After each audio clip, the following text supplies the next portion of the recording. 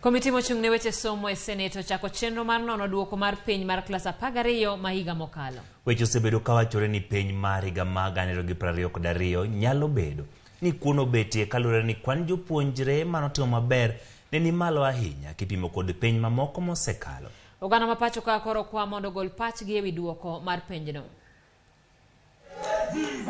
Weche mathoth osewachore kendo pod wachore ewi duoko mar piny mar klas 12 mar higa 2022 mane oyangi dwe mokalo. Penjo maduong' en ni to penyno notimo yo makare koso kuono betie.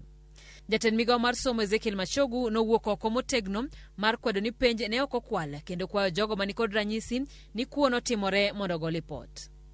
So when people start rumor-mongering in matters exam, I tell them kindly, do your rumor-mongering, do your propaganda in all other areas, but not on education.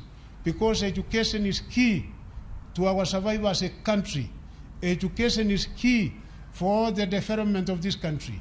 And I request each and every Kenyan, if you have tangible evidence that this is the case, why don't you come forward with it rather than going and just saying things that you don't understand, saying things that are not so, saying things, even giving figures that are not so. Kata kamano jatend riwruok mar Kupet Akelo Misori to nonyiso luoro ni bedo ni jatend migawo mar somo ne ok oketo ayanga jogo mane chich godo ni nodhi ataro mar chike mag penj nyalo biro nyayo kuo mar penje pachoka. Komiti mar od bura mamalo mochung'ne weche mag somo e okang' mokwongo e historia ma pachoka koro chako chenro mar nono kaka penjno notim mar yango adiera mar duoko mar penjno. Komitino koro kwayo jopiny mondo gol pachgi ewi duoko mar penjno ka gichano nono chenro duto mar penj kochakore seto penj none kendo yango duoko mare. Sikunde ibiro dwaro mondo chiw duoko mar penj mamoko madongo kod manotime e sikunde e kinde mokalo.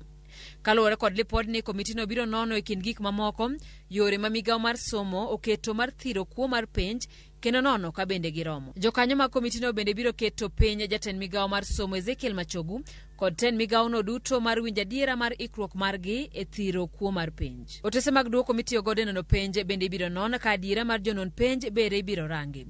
Od bura chano mar loso chike mabiro tayo chenro mag penj madongo mibiro time pachoka. Jopiny koro kwa mondo or pachgi ewi wachni e kar od bura maduong' kapok ochopo tarik 14 dwe mar 2 higani kar saa 11 mar midhiambo.